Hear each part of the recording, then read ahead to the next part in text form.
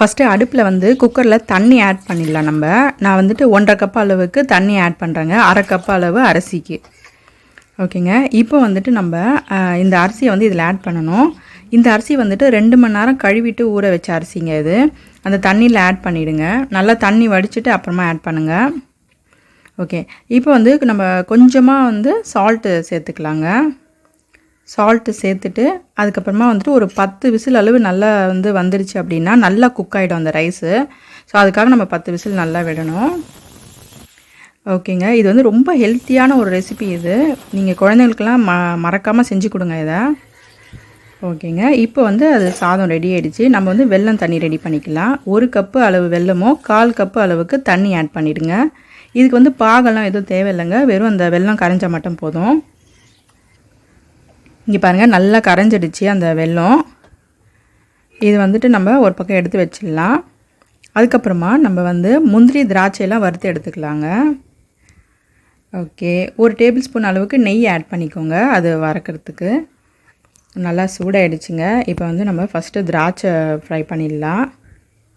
இதில் வந்து நீங்கள் பிளாக் திராட்சை கூட சேர்த்துக்கலாங்க. அது வந்து கொஞ்சம் நல்லா ஃப்ரை பண்ணிவிடுங்க.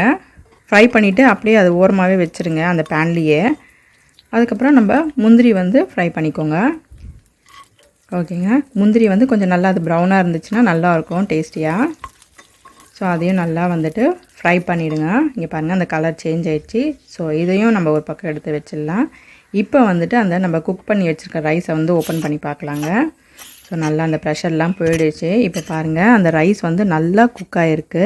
அதில் வந்து கொஞ்சமாக தண்ணி இருக்கும். அந்த தண்ணியை வந்து வடிகட்டாதீங்க, அப்படியே இருக்கட்டும்.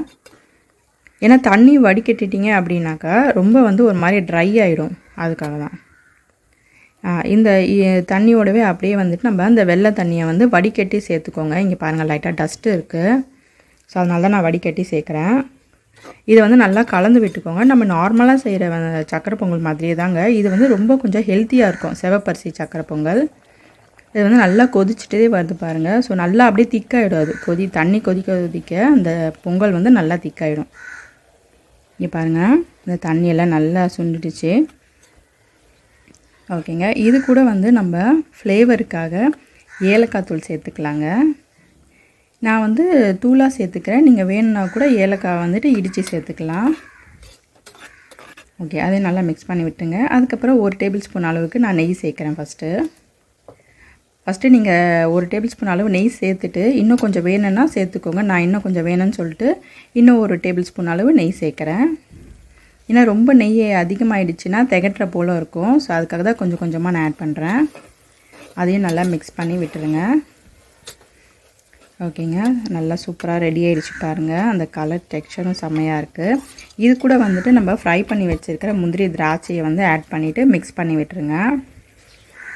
ஓகேங்க. இது வந்து ரொம்ப உடம்புக்கு நல்லதுங்க. இது மறக்காமல் நீங்கள் செஞ்சு கொடுங்க. ஓகே. சூப்பராக ரெடி ஆகிடுச்சு பாருங்கள். நல்லா சுவையான ஹெல்த்தியான சிவப்பரிசி சர்க்கரை பொங்கல் ரெடி.